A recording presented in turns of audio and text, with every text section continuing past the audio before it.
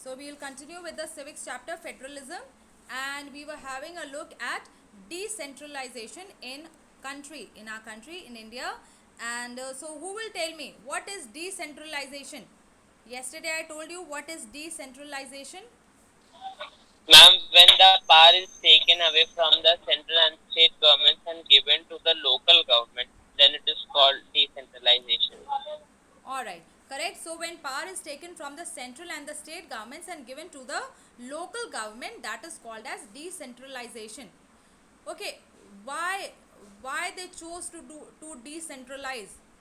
Why they opted for a third tier of government in our country? What was the need? Ma'am, because ma'am, there are a large number of problems and issues with the which are best settled at the local level. Your voice is not much clear to me. Yes, be a little loud, or someone else also. Net सही कर Prabhat, no nonsense during the class. Ma'am, can you repeat the question? Ma'am, because there are many problems and issues which can be better effectively settled at the local level. Alright, correct. I am saying what was the basic idea behind decentralization? Why they chose to decentralize? Okay, so because there are some issues which are best settled at the local level, that is one reason. Yes, more reasons. Ma'am, ma'am, people have better knowledge of problems in their localities. Alright, people have better knowledge of the problems which they have in their own areas. Then, Ma'am, they have better ideas on where to spend money. okay, so they know better where to spend the money. Alright, and how to manage things in their area more properly, more efficiently. Then obviously one very important thing, one more very important thing, it lets people participate in the decision making process. So it lets more and more people participate in the decision making process. Okay, so this need for decentralization, it was also recognized in the constitution, and since then, several attempts have been made to decentralize power to the level of villages and towns, mean take power away from the center and state and give to the local governing bodies. So we have panchayats in villages, and we have municipalities in urban areas. So they were set up in all the states in our country. But these local government bodies, when they were set up, they were directly under the control of the state governments. And as a result, because they were under the control of the state government, so even elections to these local governments, they were not held regularly. Then the local governments, they did not have any power or any resources of their own. Whatever they had, they were given to them by the state government on their wishes. All right, so it depended on the state government what power and resources they wanted to share with the local government bodies. And so there was very little decentralization in real terms, but a major step was taken towards this issue in 1992, and the constitution was amended. Changes were made in that to make the third tier or the third level of democracy also more effective and more powerful. So after 1992, what changes have been made? Now it is mandatory according to the constitution to hold regular elections to these local government bodies. Then seats are also reserved in these elected bodies, and also and the executive heads of these institutions for the scheduled castes, scheduled tribes and other backward classes. So seats are reserved for SCs, STs and the OBCs in this third level of government. Then at least 1/3 of all positions, they are reserved for women. A separate or an independent election commission was formed, which was called as a state election commission, and that was to conduct the panchayat and municipal elections in the state. That was the work of the state election commission. And now the state governments, they are required to share some parts and also revenue with the local government bodies. Now, how much power they share? Now that varies from state to state. Now, rural local government is popularly known by the name of Panchayati Raj. You must have studied that in class 6 if you remember anything. This is what you studied in class 6, Panchayati Raj. So rural local government is known by this name, and so each village, or sometimes a group of villages in particular states, they have a gram panchayat. So it could be a village separately also, or some villages together, they may have their own gram panchayat. Now what is this gram panchayat? It is a council, means it is a body of people, and it consists of certain ward members, and often the ward members are called the panch, whereas the president is called as a sarpanch. Now these panchayat members, how they are elected? They are directly elected by all the adult population which is living in that particular ward or village. So all the adult population in a particular village or in a particular ward, they vote for the people to be elected to the gram panchayat. And this gram panchayat, it is the decision making body for the whole village. And the panchayat, it works under the supervision of the gram sabha. Now what is gram sabha? All the eligible voters in the village, they make the gram sabha. So if you consider any particular village, all the eligible voters in that village, they will comprise the gram sabha, and the panchayat, they work under the supervision of the gram sabha. Okay, so the gram sabha, they have to meet at least twice or thrice in a year, and they approve the annual budget of the gram panchayat, and they also review the performance of the gram panchayat, because they have elected it. All right, the people of the gram sabha, they have elected the gram panchayat, and so they the whole voting public of the village, they review the performance also, and they only pass the budget for the gram panchayat. Basically, people at the local level, they know the problems more, they know the problems better, they know where to spend how much money, so that is why they decide. Now this local government structure, it is not only till the village level, but it goes up to the district level, this whole Panchayati Raj rural local self-government system. And so a few gram panchayats, they are grouped together to form what we call as a Panchayat Samiti, or a block, or a mandal. So it is known by different names. So few gram panchayats together, they will form a Panchayat Samiti, or a block Samiti, or a mandal. Now the members of this particular body, they are elected by all the panchayat members in that area. So who will elect the people of the Panchayat Samiti, or the block Samiti, or the mandal?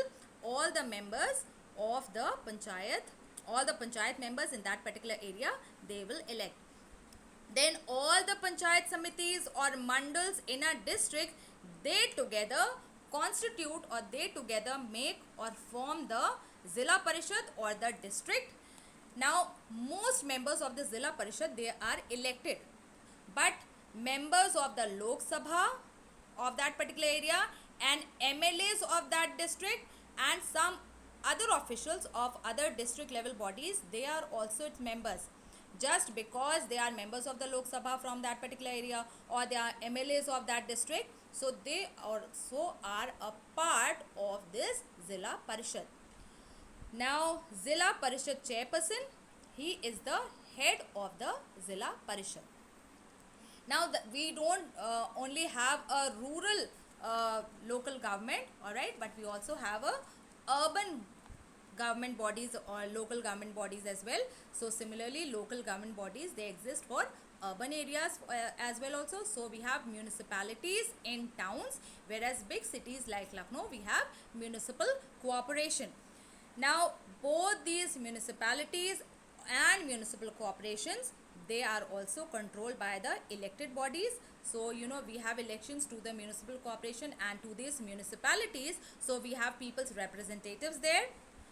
The head of the municipality is the municipal chairperson, whereas the head of the municipal corporation is called as a mayor. So, the head of the Lucknow Municipal Corporation is the mayor here. Okay, now this new system of local government, which is conducted in our country, is the largest experiment in democracy that has been conducted anywhere in the world. So, the largest experiment of democracy conducted anywhere in the world.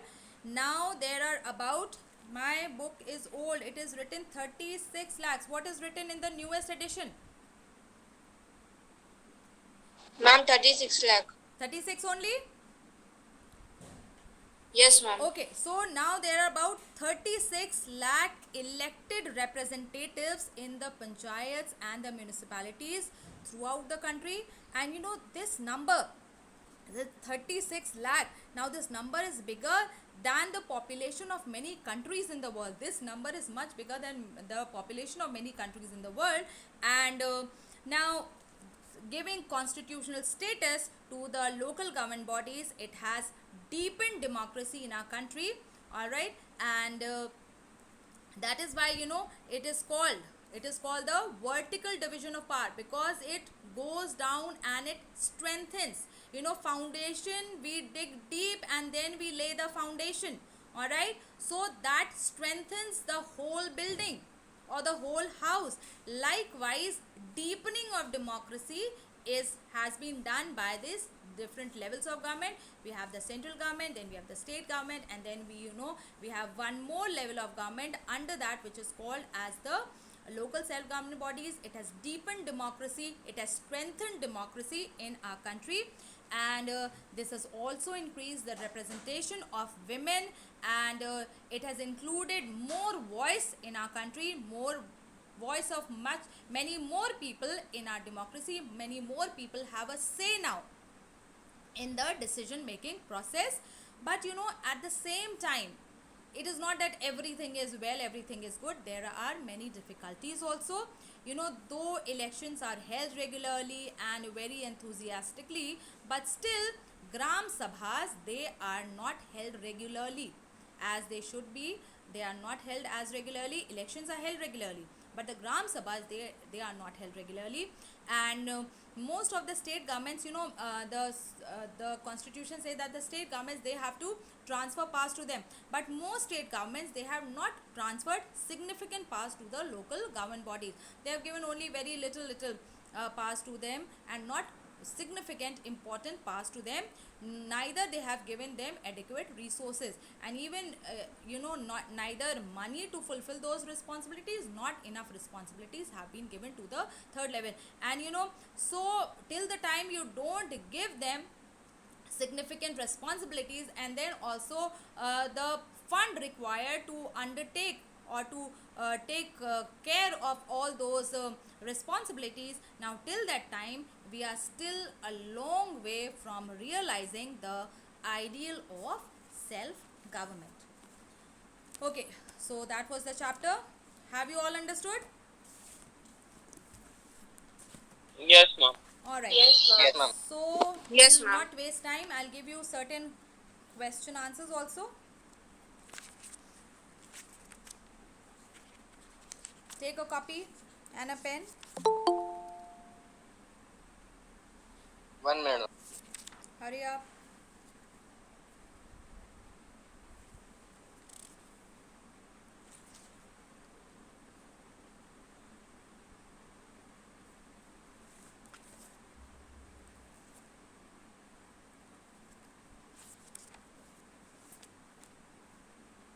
Tell me when you are ready.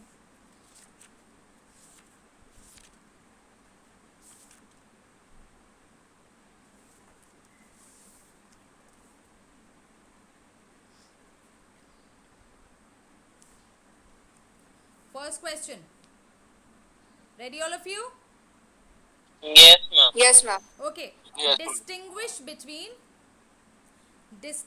between unitary and federal government. Distinguish between unitary and federal government.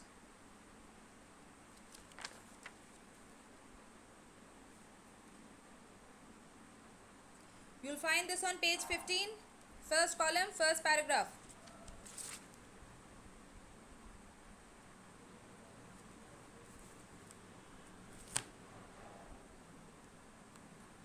Next, how are coming together federations formed? How are coming together federations formed? Coming together federations formed? Question mark? Give examples. Give examples. How are coming together federations formed? Question mark? Give examples. Write another question. How are holding together federations formed? How are holding together federations formed? Give an example.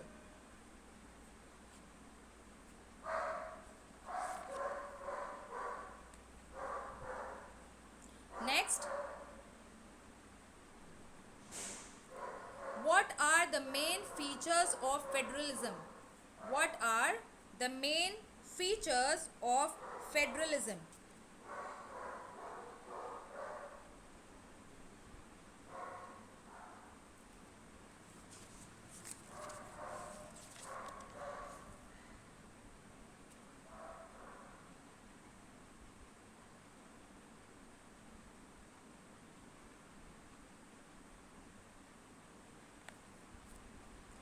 Next, how did India emerge as a federal state?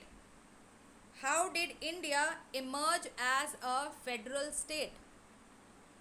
How did India emerge as a federal state?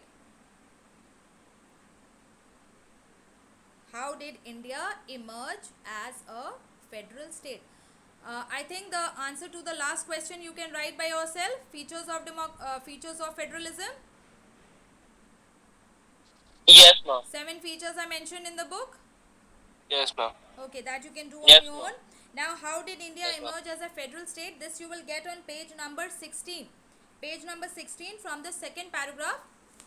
Second paragraph, second line.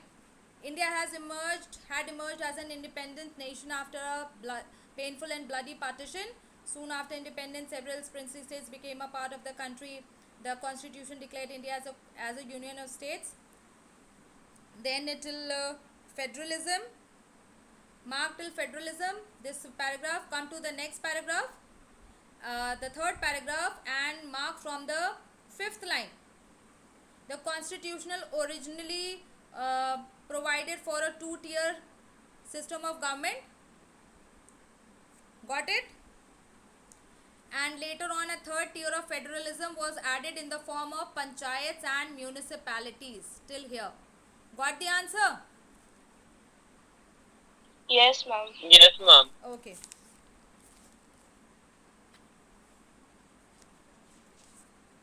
What is decentralization? What is decentralization? What is decentralization? Question mark. What was the basic idea behind decentralization of the government? What is decentralization? Question mark. What was the basic idea behind decentralization of the government?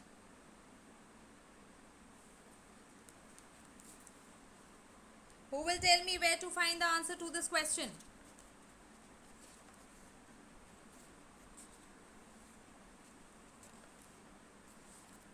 Come on.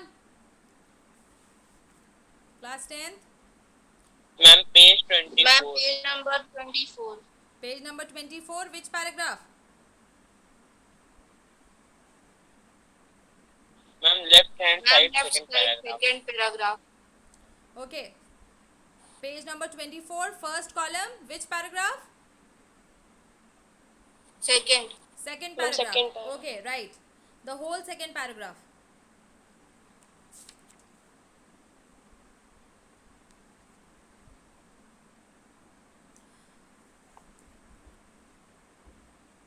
What amendments were made? Next question.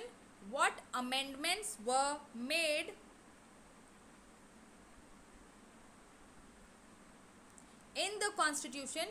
What amendments were made in the constitution? What amendments were made in the constitution to make the third tier TIER more powerful and effective? More powerful and effective.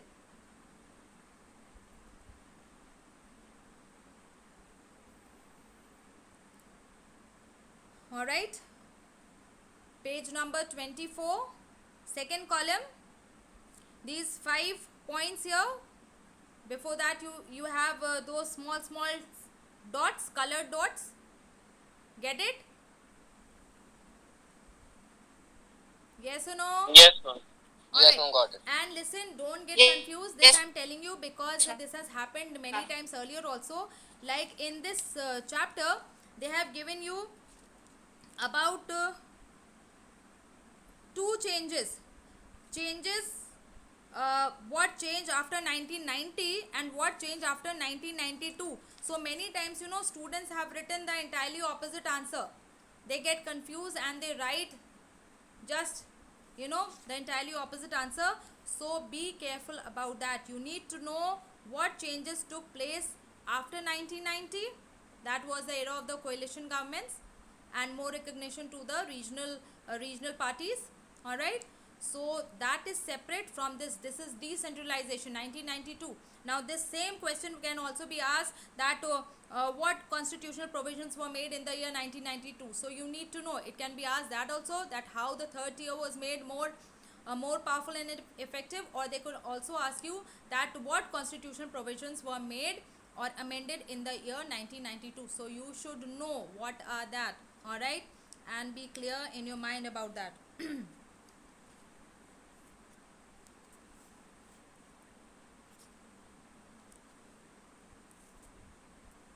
Okay, next question. Promotion of Hindi promotion of Hindi continues to be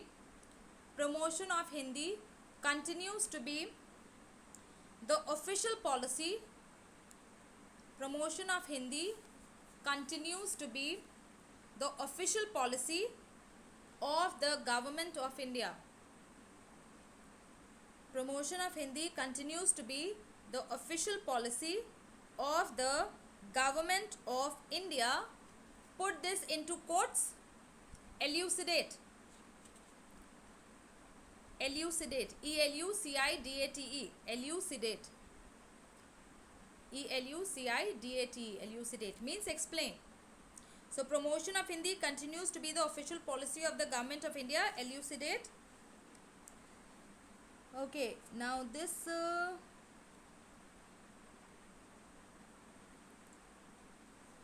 for this you come to page 20,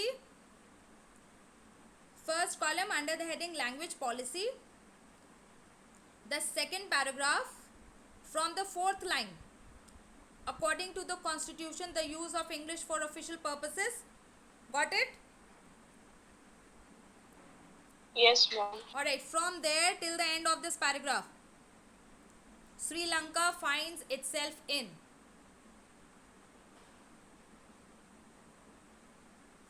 Marked all of you? Yes, ma'am. Yes, Okay, ma'am. write 2 more. Explain briefly the structure of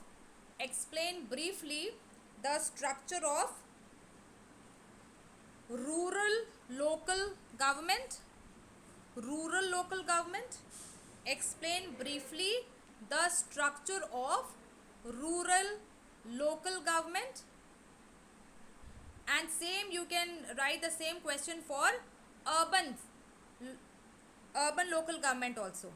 Okay, rural local government and urban local government. So explain briefly the structure of rural local government and explain briefly the structure of urban local government. Now this will be all for today. Obviously I'll give you more questions, but when we meet next, then I'll give you more. Thank you, ma'am. Okay, ma'am. Thank you, ma'am. Thank you, ma'am. Bye, ma'am. Thank you, ma'am. Ma'am.